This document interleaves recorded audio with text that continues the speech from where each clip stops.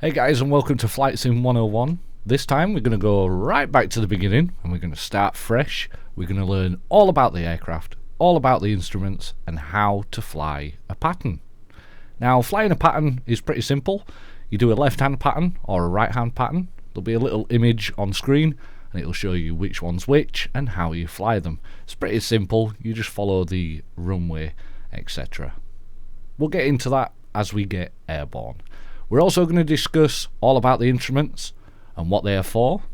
So let's get started. So we're on the ground here at Geneva, Lima Sierra Golf Golf. And what we're going to do is we're going to set up the aircraft, we're going to start the engine, we're going to taxi to the runway, we're going to take off, we're going to fly around Lake Geneva, not all the way around, but we're going to do a quick flight and then we're going to approach back towards Geneva. We're going to enter a left downwind or a left hand pattern for the runway, and that's pretty much it. So stick around, come along for the flight, and hopefully you'll learn a little bit of something. I'm also going to answer some questions. The most common questions that I get asked, I'm going to answer those as well. So first things first, we need to get some power on to the aircraft, so we need to flick on the batteries, and to do that we're going to go down to the bottom here. Now, I am working on the default Cessna 172. This is FSX Steam Edition. A lot of you may wonder why I've not switched over to P3D or X-Plane. I'm going to explain that once we're in the air. But for now, we're just going to get airborne. We're going to get the engine running and get airborne. So, master battery and alternator switch is just here. It's these two red ones. We're going to click both of those to turn those on. We're also going to turn the avionics master switch on as well. Once we've done that, because we're in the aircraft and there's power running through the aircraft, we're going to turn the navigation lights on. What these are the red and green and white lights that you see on the aircraft. You've got the red and green lights on the wingtip, and then you've got the white one that is on the tail. This helps other pilots tell which way you're flying, and that's what they are. You've got the strobe lights just to the right of that. The strobe lights are the flashing white lights that you get on the wings. These are only used when you're on the runway, in flight, and that's it. So as soon as you enter the runway, you flick that switch on, you take off, you leave those on throughout the whole flight until you've landed. Once you've landed and you've taxied off the runway, you can then turn that back off. Taxi lights. Taxi lights are just that. They're for when you're taxiing. Simple as. Some pilots will leave those turned on as well when you take off, but most of them will turn them off. Landing lights, same sort of thing. You use these when you're on the runway. You normally leave these turned on until transition altitude, until you're past 10,000 feet, or depending on what the airline says, you'd follow what they say. Sometimes they don't turn them on until they've been cleared to land, but you always use them when you're taking off. The beacon light, or the BCN light. The BCN light is that red flashing light that you see on aircraft. That warns people that the engine is either 1, about to start, or 2, it's already running. So for some aircraft, like big airliner jets, you might be walking up towards the back of the aircraft and you can't really tell that the engines are running. Well, you can tell by the beacon light. And also, if you're at the back of the aircraft and the beacon light starts flashing, you probably want to get out of there because the engines will be about to start. So because we're about to start the engine, we're going to flick that switch on as well. You can see the little flash of red light showing up there in the background. Fuel pump. We're going to start the engine, so we need to put this fuel pump on. Also, the pilot heat or pitot heat. It's got a few different names. All it is a little tube on the wing of the aircraft. Sometimes it's on the wing, on the underside. Sometimes it's on the side of the cockpit. All that is a little hole that allows air to flow in, and it will measure the pressure, and it will estimate, well, not estimate, it approximates how fast the aircraft is going. Sometimes this can fail, sometimes it can get blocked up with ice or debris. That's what the pitot heat's for. If it gets blocked up with ice, the pitot heat will actually keep that warm and stop ice from forming. That normally goes on all the time. So we're not going to turn it on just yet until we're ready for takeoff, but once we're ready for takeoff, we'll turn that on as well. So we've done everything that we need to do here. Let's go back up to the top. Next thing we need to do is make sure that the fuel selector or control switch is open. So we'll just click that and you can see it's opened up. Make sure we've got enough fuel. We can check this dial here. You can see that the we've got 26 gallons in the left and 26 gallons in the right. That gives us 52 gallons of fuel, which is 100%. That's all this aircraft can take. So we've got plenty of fuel for this flight. Next thing we need to do, make sure that the fuel selector is on both. If you've only got fuel in one wing, well then you've got a problem. You need to put fuel in the other wing to keep the aircraft balanced. So we'll leave it on both for now.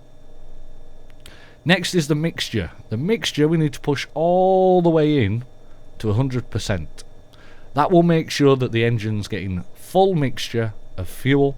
We've already got the fuel selector switch on both, and we've got the cut-off switch open. That means that the engine is now ready to start. Before we do start it, we're just going to crack the throttle just a little bit. We're going to put that up to about 15%. So we're just going to keep scrolling that in until we get to about 15%. Which is about there. That'll do. 16 will do. Next, we're going to get the start switch, which is down here. And we're going to click that. And we're going to start the engine.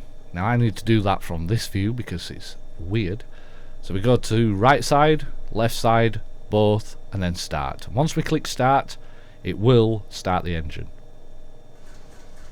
And there we go. Engine's now started. We're all good. So the engine's running, everything's coming to life. So let's explain a little bit more about instruments. So on the instrument panel here, we've got 6 main instruments that we're going to be focusing on this flight. We're not going to focus on a lot of the others, but the 6 in the middle that you can see here, 1, 2, 3, 4, 5, 6. Those are the 6 that we're going to focus on. I'm going to explain what they are and what they do. If you don't know, then this is good for you. But if you already know, you might want to skip ahead, or you might just want to refresh yourself on what they actually are. But first off, we'll start with these 4 on the right, on the left-hand side. Well, we've already discovered that this one is the fuel. So this is measured in gallons. Sometimes it's measured in litres, but this specific aircraft is gallons. And we've got 26 on the left, 26 on the right. The next one is the fuel flow and exhaust gas temperature. These are vital to make sure that the engine's getting enough fuel and to make sure it's not actually overheating. We don't really need to check on these because in Flight Sim it's not actually modelled in this aircraft for it to have an over temperature or a high fuel flow. So for this we can just ignore. However, when you move on to A2A simulations Cessna 172, it actually is modelled, so you need to be aware of that. Depending on what aircraft you're flying, it may or may not be modelled. Underneath those 2 we've got 2 more. We've got the temperature sensor for the oil, and then we've also got the pressure sensor for the oil. At the moment the pressure is just below the green bar, which is okay because we're not moving. If we increase the throttle, that pressure should rise into the green area. Same with the temperature, it's currently quite low. That will increase over time, and as we apply more throttle, the temperature will rise. To the right of that one we've got the vacuum or suction pump, or pressure, sorry, and then we've also got the amperage. If we turn on the landing lights, that amperage should jump up. However, it's not modelled in this aircraft. It does move, but it doesn't move when you turn the landing lights on or off. So unfortunately, this aircraft is limited because it's default. But again, payware aircraft may be different. So focusing on the main 6 instruments that we're going to be focusing on this flight. Top left, we've got airspeed. This will determine how quickly you're flying through the air. A rough takeoff speed is around about 60 to 70 knots. Same with the climb speed, it's around 60 to 70 knots. You can go a little bit higher at 80 if you wish, but you know, it'll climb quite happily at 70 knots. An average cruise speed, you're probably looking at around about 100 knots. You wouldn't want to go much quicker than this, due to, one, wear on the engine. You could stress the engine, you could stress the aircraft, but also you'd waste a lot of fuel. You know, the quicker that you go, the more fuel that you'll use. So about 100 knots is a good cruising speed for this aircraft. To the right of that, we've got the virtual horizon. Blue dictates sky, brown or black dictates ground. As long as that orange bar is in the middle, it means that you're flying straight and level. But don't take just that instrument to mean that you're flying straight and level. This could break. It could fail. Not in this aircraft, not in the default aircraft anyway, but in an add-on aircraft it could fail. So there's other instruments that we can use to figure out if we're flying straight and level. The one just to the right of that is the altimeter. This will tell you what altitude you are at from sea level, not ground level. If you notice, we're on the ground, so you might think that this should be 0, but actually, no. We are 1,400 feet above above sea level, but we're on ground level. So we're 0 feet above the ground, but we are 1,400 feet above sea level. And the mean sea level is 2992, or the biometric pressure. And you can see it says there 299. You can't actually see the 2, but it is actually there. Underneath here we have the turn coordinator. This is another instrument that you can use to determine that you are actually turning. And what this does is it will calculate how far you need to turn, or how long you need to turn to get a series of turns. So if you see at the bottom here it says 2 min. If you line this aircraft up when you're in flight, if you line it up with this left tick or the right tick depending, when you turn left, if you line the aircraft up with that tick, it will take 2 minutes to do a 360 degree turn. Half of 360 is 180. Half of 2 minutes is 1 minute, so it will take 1 minute to do a 180 degree turn. Half of 180 is 90. Half of 1 minute is 30 seconds. So 30 seconds at that turn will turn your aircraft 90 degrees. So that's good to know, that if you only need to turn 90 degrees, if this fails, which I'll explain what this is next, if this fails, you can still turn the aircraft 90 degrees by calculating how far you keep that aircraft in the turn. You can also turn 180 degrees if you keep it there at 1 minute, same with 360 if you keep it there at 2 minutes. If you do it for 1 minute 30, then you're going to turn 275 degrees. You see where I'm going? Okay, so the next one next to that is the compass. This is used for numerous things. It's used for navigating, it's also used for the autopilot, but mainly it tells you what direction you're heading. North, east, south, west. You've also got the numbers in between. Currently we're facing about I'd say about 235. Let's have a look, see if we are. 226. So I was about, 9 digits off, which is not bad. Not bad at all. So this will allow you to turn north, east, south, west. You just follow what that says. So if the ATC tells you to turn to a heading of, I don't know, 150, then you make sure that the arrow at the top is always at 150. You don't need to adjust it unless it desyncs. Well, you can resync it with this box up here, or the magnetic compass. So you can see it's 2124, it's about 2124, it's about in the right place. So it's all good. To the right of that one then we've got the vertical speed. This will tell you if you're going up or down. So in other words, are you gaining altitude or are you decreasing in altitude? If it's pointing upwards, obviously you're going up. If it's pointing down, you're going down. And it's dictated by how many degrees or how many feet. So if you see it says here 5, 10, 15, 20. Obviously you multiply it by 100. So if it's pointing at 5, it means you're climbing at 500 feet per minute or descending at 500 feet per minute. If it's at 10, then it's 1,000. So you're decreasing or descending by 1,000 feet per minute, or increasing by 1,000 feet per minute. Same with 15, same with 20. That is pretty much all we need to look at. I'm not going to go into detail about these 3 here, because we're going to do those in the next series. These are used for navigating. They're also used for ILS approaches, which we're going to focus on next time. At the bottom here we've got the RPM gauge. If you increase the throttle, the RPM goes up. If you decrease the throttle, the RPM goes down. It's pretty simple, pretty simple. As long as you keep that within the green range, everything is good. So over on the far right hand side now we've got the radios and instruments. At the top here we've got the COM1, NAV1, COM2, NAV2. We've got the ADF or direction finder. We've also got the DME or distance measuring equipment, and then we've got the transponder. We've also got the autopilot at the bottom here. Not all aircraft have autopilot, and not all aircraft are the same.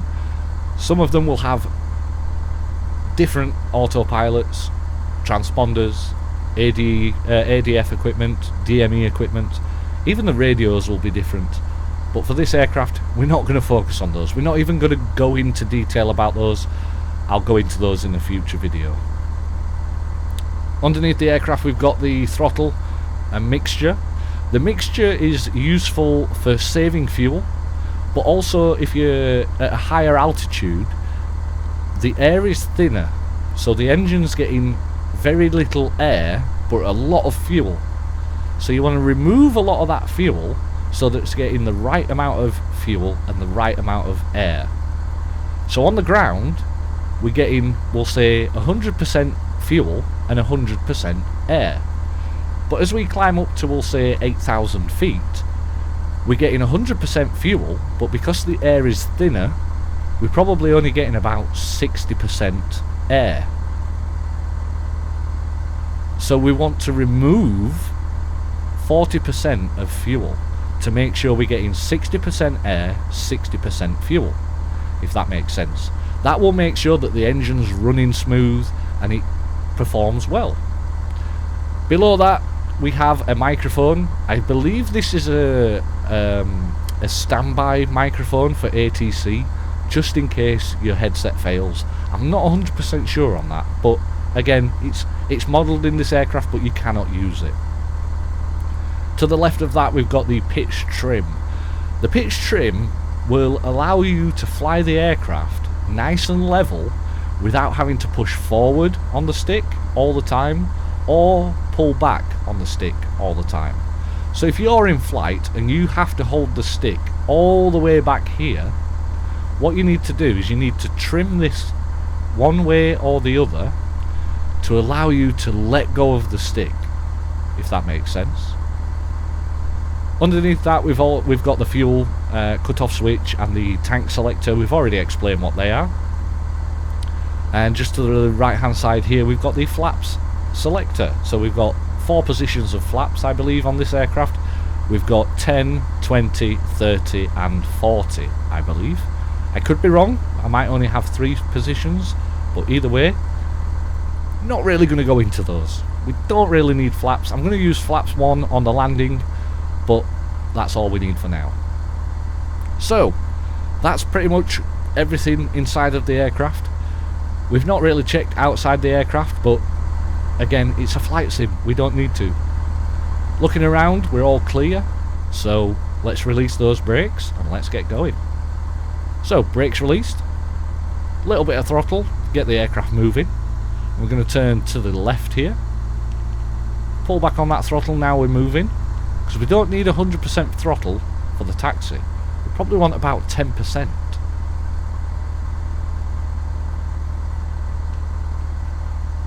We're going to taxi down here to runway 05 and 23.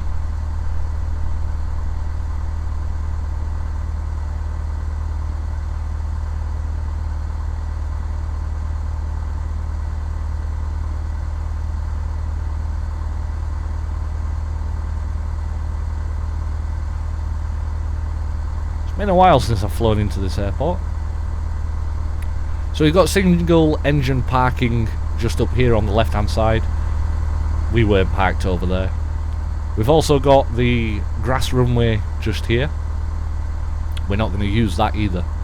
So yeah, 0, 5 and 2, 3. So we're about to enter the runway, so we're just going to brake here, bring that throttle all the way back. Apply that parking brake. Going to go down to the bottom here. We can leave the fuel pump on for now. This will act as an auxiliary fuel pump in case the engine one fails, because the engine has a pump built in when the engine's running, so we don't necessarily need this electric pump. However, it's nice to use it just in case that engine one fails. You don't really want no fuel on takeoff, because if you run out of fuel on takeoff, or if there's no fuel, yeah, that's going to be a problem. So, landing lights. We forgot to turn on the taxi lights during taxi, but that's not a problem. We'll turn them on now. Strobe lights. We're going to enter the runway, so we'll turn those on. And pilot heat, or probe heat. We'll turn that on as well. And that is it. We're ready to go. We're going to ignore that the oil pressure warning, because as we increase the throttle, that'll go off. So release the brakes, and let's taxi onto that runway. So a nice bit of throttle to get moving, then we're going to pull back.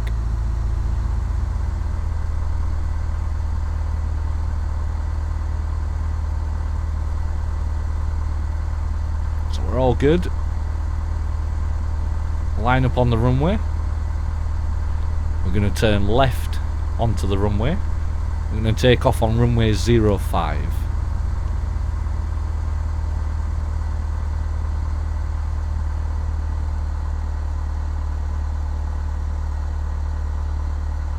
All lined up. Now one thing I'm going to quickly do before I take off is I'm going to set this heading bug. I'm going to set that to the runway heading, so it's pointing straight forward. Lovely.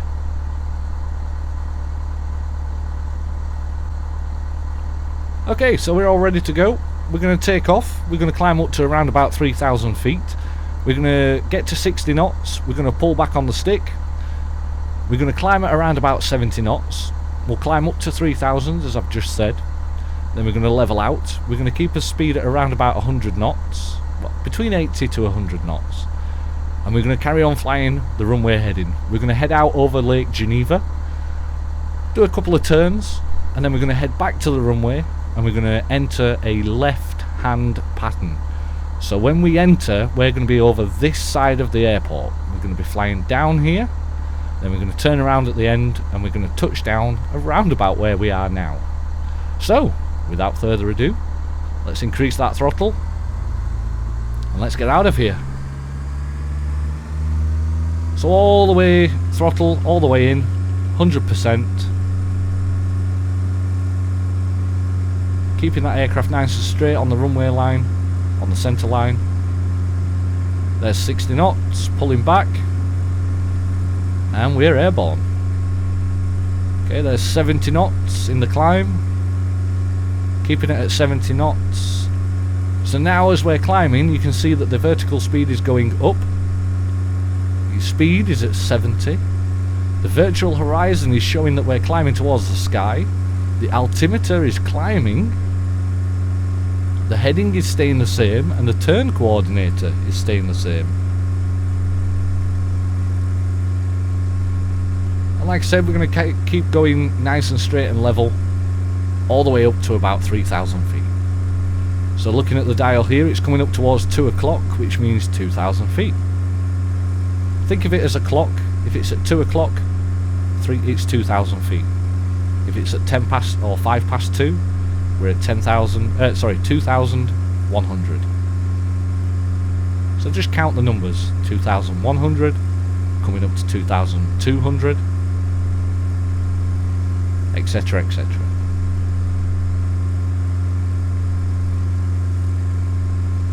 Nice and easy. Simple, right? It's not simple for a lot of people, but it does come natural after a while. So you can see I'm keeping the aircraft nice and straight. I'm still heading towards that little indication that I put there, the heading bug. We're still flying nice and level. The aircraft's not turning. We're still climbing. We're climbing at about 600 feet per minute. And our speed is around about 70, it's about 65, 70 knots.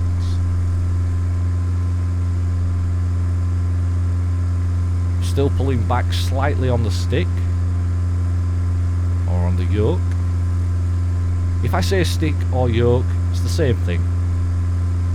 Coming up towards 3,000 feet now, I'm going to slowly ease back on the yoke to try and level the aircraft off. And all I'm doing is looking at this dial here to try and get that to 0. Now as I do so, you'll notice that the speed's now increasing, which is perfectly fine. It's what it should do. So to combat that, I'm just going to pull back slightly on the throttle. Because I don't want to go too quick, but I don't want to go too slow either. So I'm going to try and keep that at about 90 knots. So I'm still having to pull back on the stick a little bit. So what I'm going to do is that trim wheel at the bottom here, I'm going to turn that slightly just to ease back on that yoke. So now I've let go of the yoke and you can see I'm slowly descending. So I'm going to tap it a few more times, bring it down, and you can see now we're climbing. So I need to bring it the other way. I think I've got it there. I think it's in the perfect place. So around about 1.8 degrees. And you can see that the aircraft's keeping nice and level. Her speed is around about 90 knots. And our altitude is near on 3,000 feet. So we're absolutely spot on. So now what we're going to do, we're going to do a left turn. Actually no, we'll do a right turn. We'll do a right turn instead. So we want to do a right turn, we'll say 90 degrees. So before I do the turn, I'm going to turn the heading bug 90 degrees, which is going to be around about there. So it's going to be around about 137. When I start the turn, a few things are going to happen. Number one, we're going to start descending. So I want to be pulling back on the stick as I turn, only very slightly. I also want to make sure I keep this aircraft in between these two digits.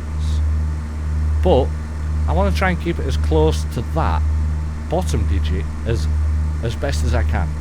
And if I count to 30 seconds, we should arrive at that heading bug in 30 seconds. So let's give it a go. Let's turn the aircraft nice and gentle, and we'll start that count. 1, 2, 3, 4, 5, 6, 7, 8, 9, 10, 11, 12, 13, 14, 15, 16, 17, 18, 19, 20, 21, 22, 23, 24, 25, and we're there. So in 25 seconds, because I went a little bit over that standard rate of turn. So I was a little bit over, however, it was close enough. 25 seconds, 5 seconds out, and we're slightly over. So we're just going to correct that. So it wasn't far away, but you understand what I mean now. You can use this dial to approximate your left or right turns by 90 degrees.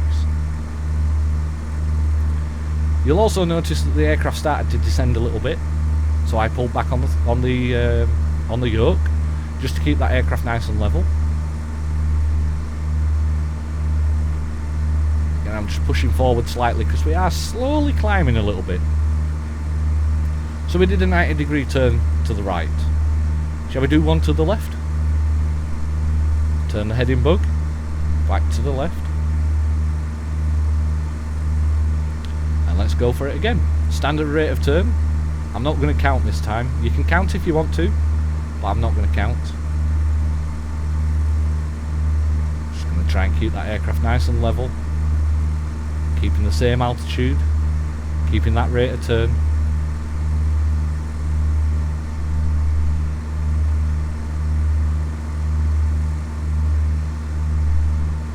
As we approach that heading bug, I'm going to slowly ease back to bring the aircraft nice and level again.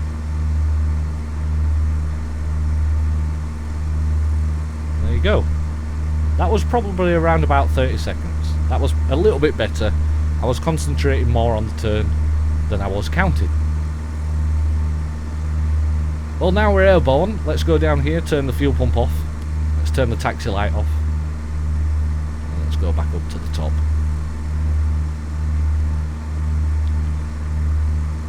So let's do another turn. This time we'll only turn to north. We'll go full north. So a heading of 0, 0, 1. So again, I've set my heading bug in here. Just going to do the left-hand turn, keeping that aircraft nice and level.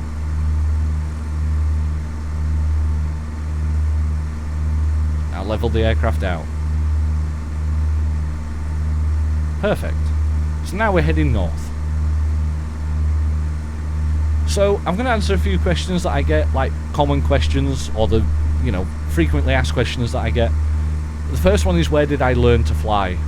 I don't have a PPL, so I've never had any professional training.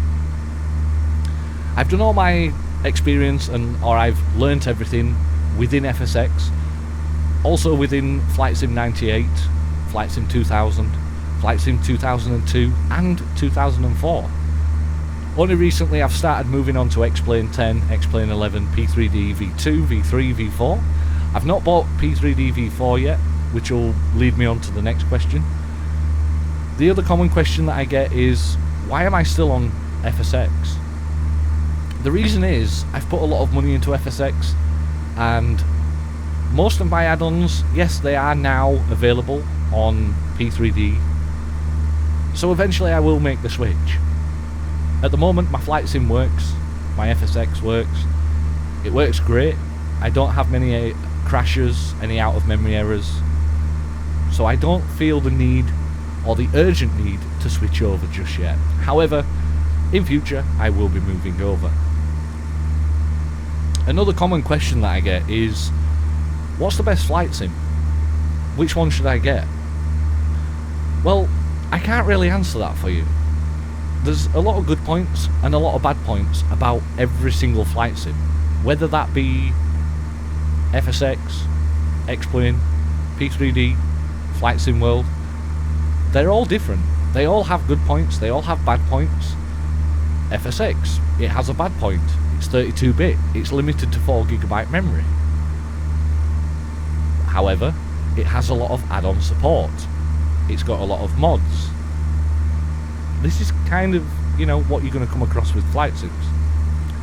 X-Plane 11. Yeah, great. It's 64-bit. Yeah, there's a fair few add-ons available for it.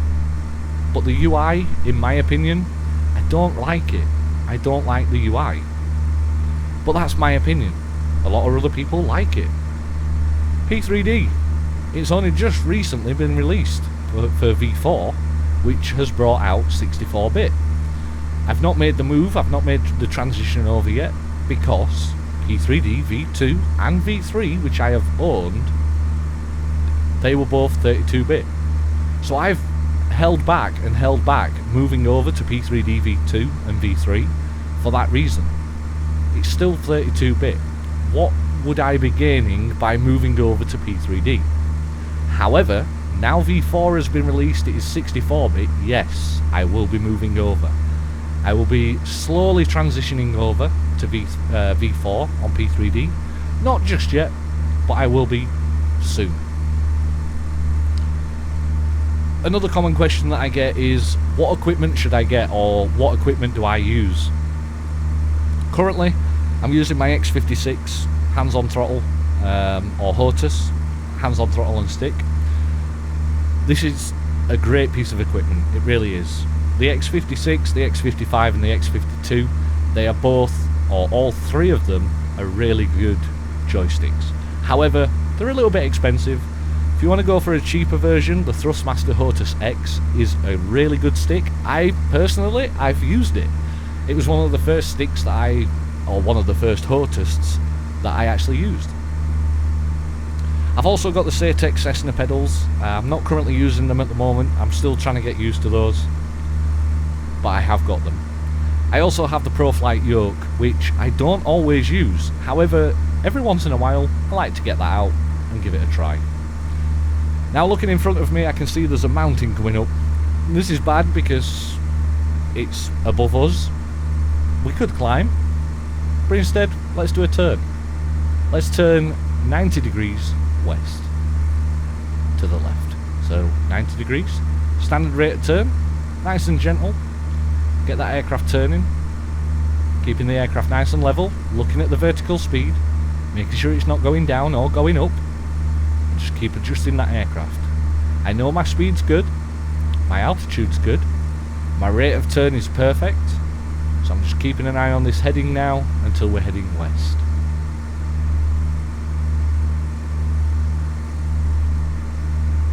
As we approach west, we can level out. There we go. Nice and easy. And that's all it is. You could have turned 90 degrees, you could turn 120. It's entirely up to you. So the last question I'm going to answer is another common one that I get all the time. What add-ons do I buy? I've got some money, what do I buy? Well, easiest way to answer this is whatever you like.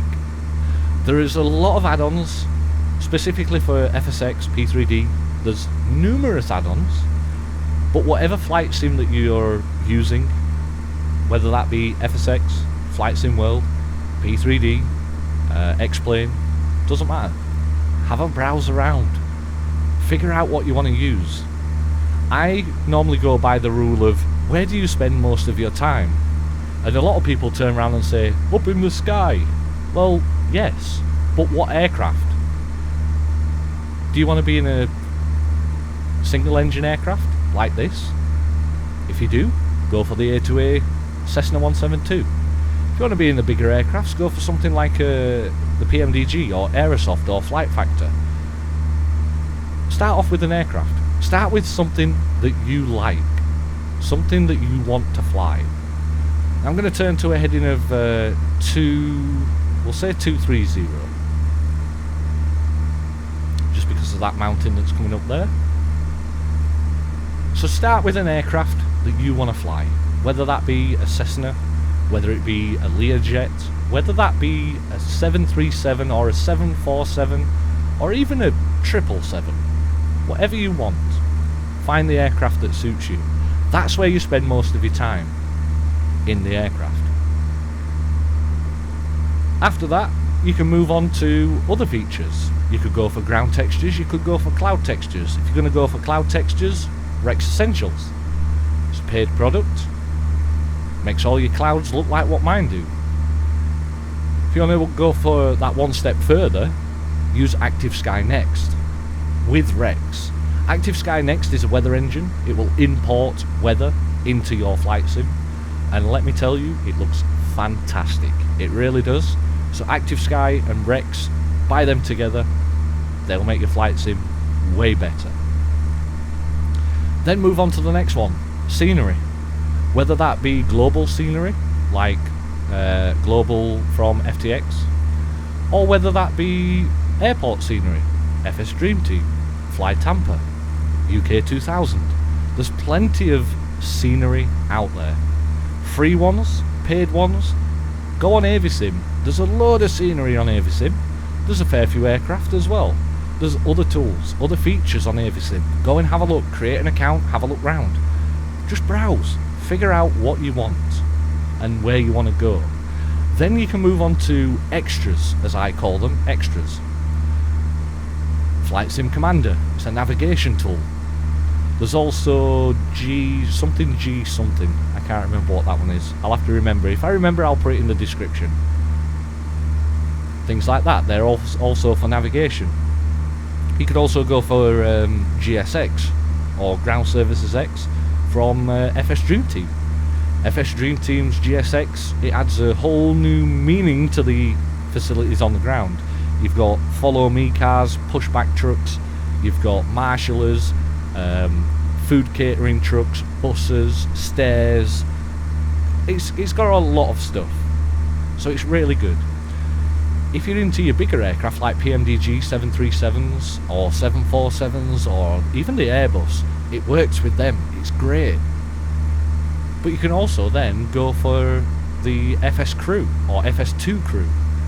I've got the FS2 Crew for the 737 PMDG, and it's great. It gives you a virtual co-pilot. He does all the work while you do all the flying. Simple. It's great. Anyway, enough of me talking. If you've got a question, put it down in the comment box below, and I will try and answer those next time.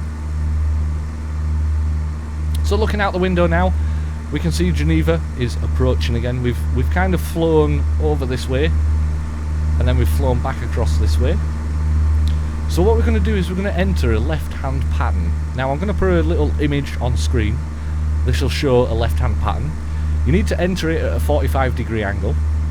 So a 45-degree angle for us would be pretty much south. So we're on runway heading currently. So if we enter 45 degrees, which is about 175, what we need to do is now turn to that heading, 175. And again, this will be different for every single airport that you visit, because no two airports are the same. You can go to Heathrow, there's two runways, and they're both pointing the same way, but they are different to Geneva.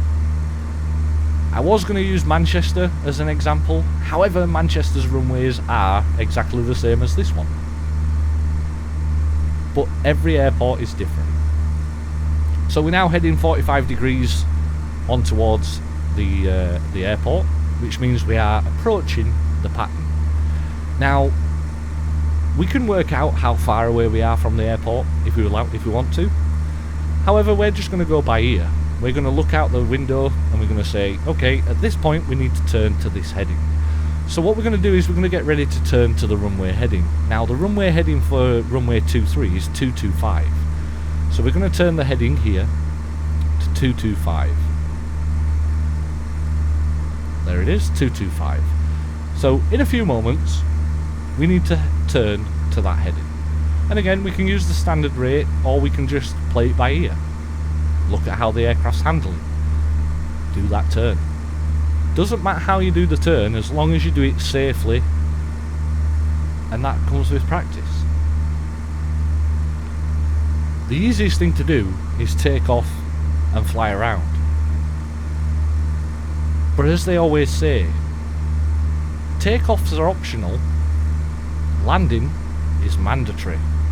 If you take off, you've got to land. So I'm going to start that turn now. I can see the runway just in front. We don't want to get too close, because we want to leave ourselves a little bit of room just in case we overshoot. So we're now in the pattern. We're now entering that pattern. So we're turning to the runway heading. Again, keeping that aircraft nice and level.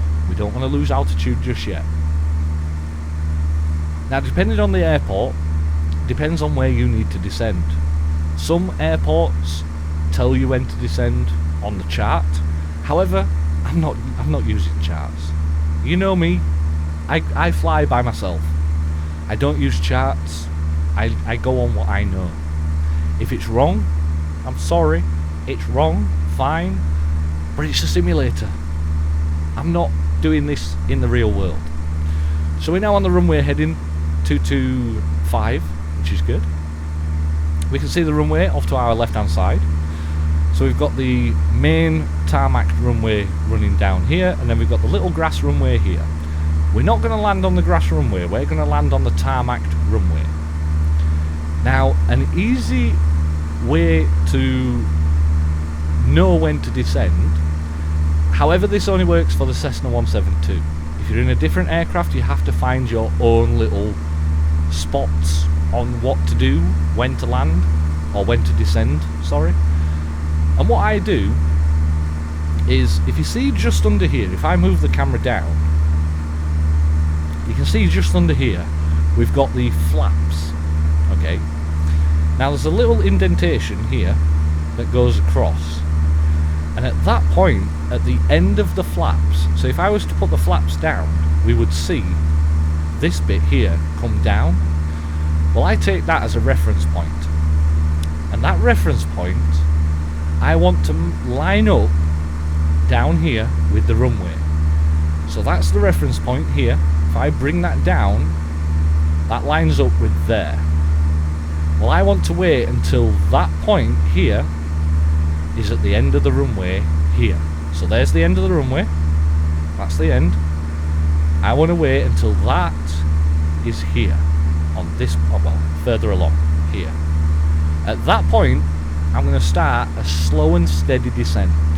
I'm not going to go down rapidly. I'm not going to fly straight towards the ground. I'm just going to bring back the throttle just a little bit, and the aircraft will descend for me. But again, this only works with the Cessna 172. So that point there, you see the little indent there, bring that across to the end of the wing. That's there. That's still about 100 and odd meters from the end of the runway. However, it's approaching pretty quickly, and I would say that's the end of the runway there. It's lined up with that point there. So let's face back forward. Let's pull back on that throttle. I'm not touching the yoke. I'm not touching the yoke. All I'm doing is bringing that throttle back. As speed will slowly decrease, but look what's happening. We're starting to descend. Because we've not got as much thrust, the aircraft's wanting to descend. So we're doing perfect. Okay? We don't want to go above 500 feet per minute, so I'm going to hold it around about there. So it's going up a little bit now. So I'm just going to bring back a little bit more. The next thing we need to do, so I think that's about right, is the end of the runway, we know, is here. You can see it just there. The end of the runway, I want to line up with the edge of this wing, which it's not there yet, but it's close. It's close. It's about 100 meters, which is about, what, 10 seconds away? It's getting close now. So I want to line it up with that little tip of the wing there. Once I reach that, I want to start that left-hand turn. 90 degrees, so let's get that ready. 90 degrees to the left. So let's go, 90 degrees. Keeping that rate of descent. Standard rate of turn. 90 degrees. Once I've done this 90 degrees, I'm going to quickly glance out of the window to the left hand side, and I'm going to look, where is the runway? If we're closer to the runway than I think we are, then we need to start that turn for the next 90 degrees as soon as possible. So there's 90 degrees. I'm going to quickly look out the window. We're almost at the runway, so that's good. So let's get the next last 90 degree turn ready. And the runway heading for this one is 045. So 045. Looking out the window, I can see the runway is there. So we need to start that turn now. So let's start the turn. Again, keeping that nice steady descent. Standard rate of turn. Just leveled out a little bit there. So I'm going to pull back on the throttle as well. And look at that. Look out the window. Can you see the runway? Directly in front of us. That was beautiful. That was perfect. So now I'm going to bring back the throttle. I'm going to level the aircraft. Next thing I'm looking at here is those red lights. They're currently all red, which means we're too low. Easiest way to remember these: all red, you're dead, because there's 4 lights. So all red, you're dead because you're too low. All white, you're out of sight because you're too high. Red over white, you're alright because you're on the glide path. Think of the glide path as a stairway leading down to the runway. That's all it is. We want 2 white lights and 2 red lights. I can see 1 white light now. So I'm keeping the aircraft nice and level. Look, we're slowly descending, but I'm keeping it pretty much level. Waiting for that second white light. I'm going to bring out 1 notch of flaps. We're under 80 knots, so there's 1 notch of flaps. There's the second white light. So now we've got 2 white lights. 2 white and 2 red. I'm going to bring that aircraft down now. We want to be at about 300 to 400 feet per minute. Hit a little bit of turbulence there. See, the turbulence has pushed us way up high now. So I'm going to bring the throttle back down.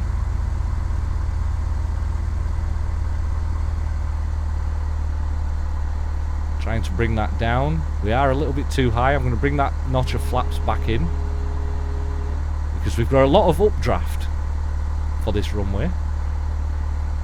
So I'm trying to bring the aircraft down as quickly as possible.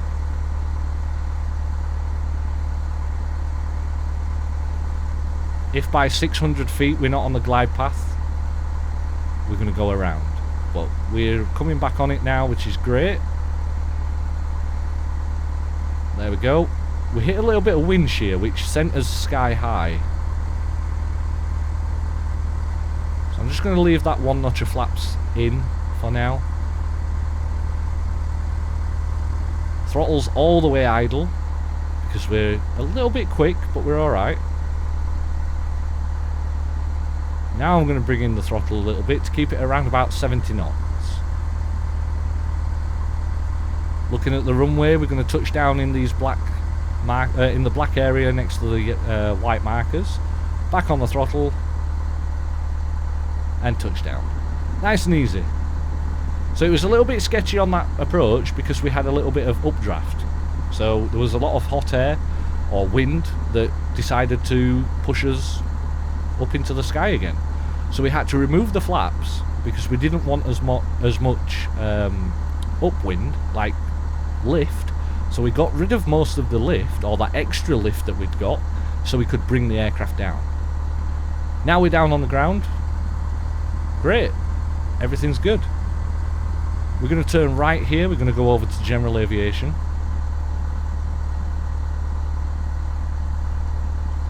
We should go over to parking. However, I went past that turn off, so we're going to turn down here instead.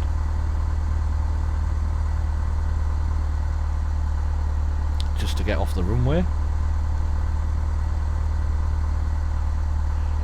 Now we're off the runway, almost. We'll stop here. We'll turn off the landing lights. Turn on the taxi lights. Turn off the strobe lights. We're all good. Now we can taxi. Let's taxi to a parking space. And that'll conclude this video. Nice and easy. Now that the aircraft's taxiing, we'll pull back on the throttle just to keep it rolling. I'm going to park over here near this tug.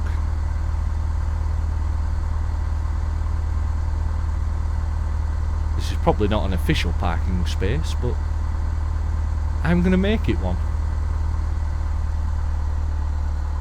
And actually, it's not a tug, it's a baggage cart and conveyor. And there we go. Apply the parking brakes. So now we need to shut down the engine. Shutting down is a lot easier than starting. One lever, pull. Now the engine's off. Click the cutout for the fuel, and then we're going to go underneath, turn off the beacon light because the engine's off, taxi light off, and probe heat off. Fuel pump's already off. Let's turn the switch to off, and let's also turn the master, battery and alternator as well. And that is it. That's the aircraft turned off. Nice and easy, nice and simple. That's it. That's all we need to do. Anyway, thank you very much for joining me on this flight, guys. Hopefully you've learned a little something. Don't forget, if you've got comments or questions, leave them down below. I will try my best to answer them, whether that be in the comments section or even in the next episode. In the next episode, we're going to learn how to use ILS and also navigate using VORs. I'll also explain where you get the frequencies from, and yeah, hopefully you've learned something, hopefully you've enjoyed that, and I'll catch you on the next one. Take care.